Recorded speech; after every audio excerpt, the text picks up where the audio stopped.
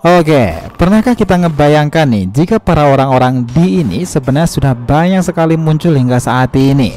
Bahkan gak hanya para bajak laut nih, faktanya angkatan laut mereka memiliki dua anggotanya yang jelas-jelas penyandang nama di Monkey D. Gap serta Jaguar D. Saulo. Nah, insiden Ohara kemarin itu banyak yang mengait-ngaitkan nih jika masih ada kemungkinan lain di balik angkatan laut sana ada seseorang yang memiliki nama D yang masih ditutupi. Banyak yang menganggap nih salah satunya adalah Kuzan yang kini ia sudah keluar dari Marine dan malah membuat banyak gebrakan mengejutkan nih. Apa sih hal-hal yang membuat Kuzan ini dianggap mungkin saja sebagai salah satu bagian dari orang-orang D ini, dan langkah besar apa nih yang telah ia buat hingga saat ini? Oke, kita mulai bahas dari sini.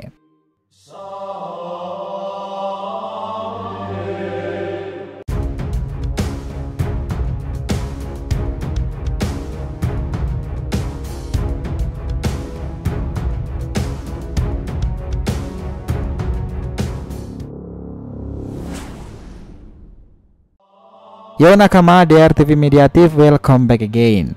Nah, kali ini kita akan membahas mengenai para penyandang nama D dari latar belakang angkatan laut. Kuzan salah satu yang dirumorkan kuat. Oke, biar nggak salah persepsi silahkan simak sampai akhir ya. Jangan lupa klik lonceng subscribe-nya biar nggak ketinggalan informasi lainnya dari DR TV. Follow juga nih Instagram dan TikTok DR TV Mediatif yang berisikan populer konten Asian pop culture lainnya. Oke, kita lanjut. Nah, dengarkan ini baik-baik. Salah satu kejadian mengejutkan para orang-orang di ini, mereka itu selalu membuat kejutan dan gebrakan besar tersendiri dalam setiap eranya. Mereka menjadi penentang terkuat nih bagi pemerintahan dunia sendiri, dan anehnya mereka para orang-orang di yang masih hidup di era ini tidak satupun yang memperlihatkan kekejaman serta nyata. Rata-rata mereka semua sangatlah bijak.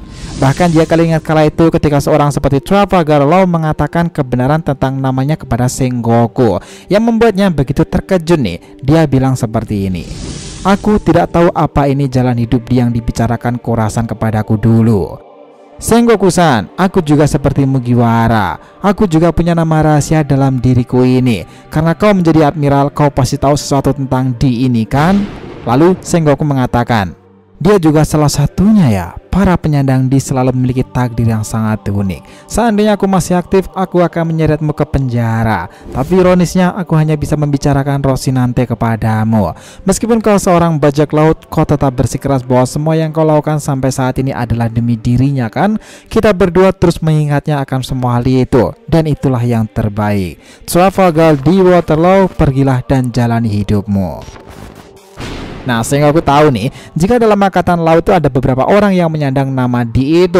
Bahkan ia sempat terkejut, Law sendiri juga salah satunya. Fakta dari seorang angkatan laut yang menyandang nama D itu antara lainnya, pertama rekannya sendiri Monkey D. Gap. Nah, seperti makna D lainnya, terkadang bukanlah sebuah masalah jika mereka mau bekerja sama dengan angkatan laut. Gap adalah salah satu contoh nyata dan besarnya. Takdir rekannya itu mungkin berbeda dari bajak laut, tetapi di eranya Gap sendiri menjelma menjadi sosok angkatan laut yang bahkan terlibat dengan berbagai konflik besar yang membuatnya nih dicap sebagai pahlawan angkatan laut. Tetapi yang Sengoku juga sadari nih, Gap sendiri memiliki kebebasan yang tak kalah mengerikan dari angkatan laut pula. Ia tak akan pernah mau bekerja secara langsung di bawah para Tenryubi. Dan itulah sebabnya nih, mau sampai kapanpun ia disuruh menjadi admiral, Gap tidak pernah setuju. Roger, Shirohige, dan Gap memang sepertinya tahu apa makna dari penyandang nama D itu. Apakah memang benar jika itu adalah gambaran dari keturunan sang dewa nyawa dunia One Piece sendiri, atau mereka malah musuh abadi para dewa tinggi sana? Nah, sepertinya Sengoku ini juga diberitahu oleh Gap nih tentang makna D ini. Karena ia tahu Sengoku juga tak akan gegabah memberitahukan arti D sebenarnya kepada orang-orang lain. Dan inilah sang penyandang nama D dengan kepopuleran terbesar di dalam sejarah angkatan laut. Namun ironisnya, keturunannya menjadi dua penentang terbesar pihak Wall of Government.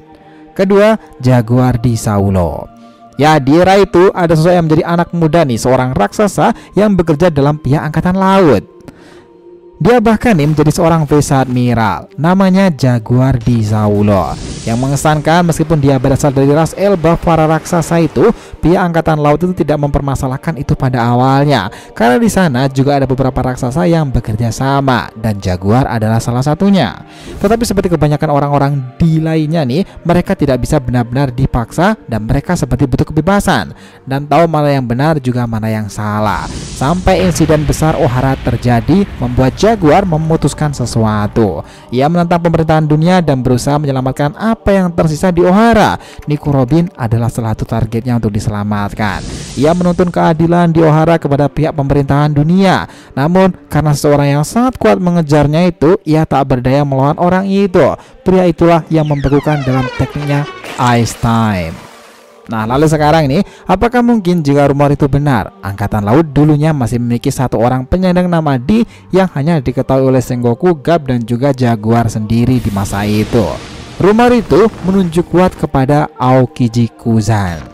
Nah, inilah seseorang yang paling misterius pergerakannya sampai sekarang ini.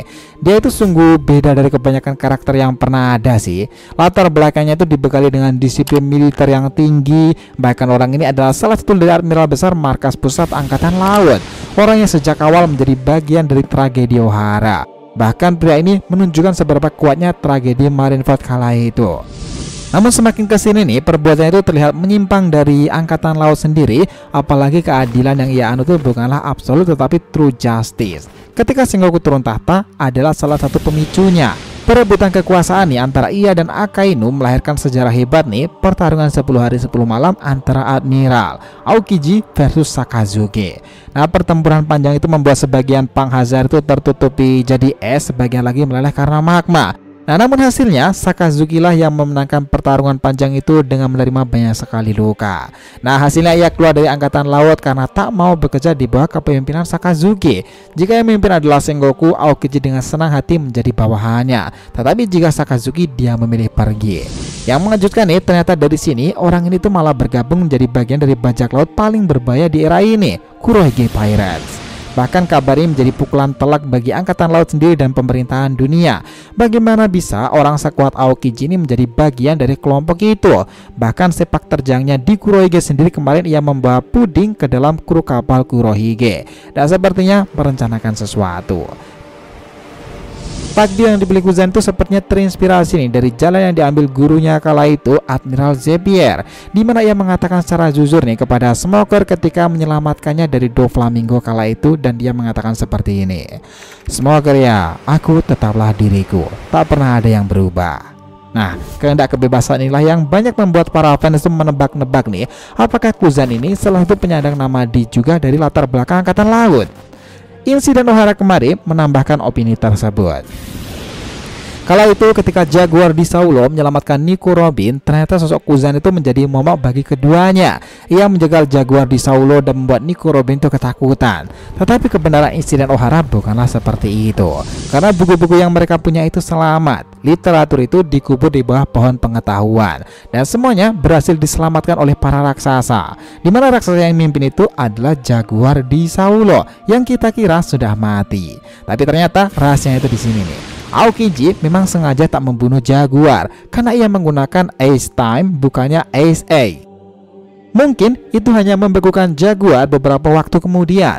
Bahkan Aokiji adalah orang yang secara tak langsung nih menyelamatkan Nico Robin sendiri karena memberikannya jalan untuk kabur pada saat itu.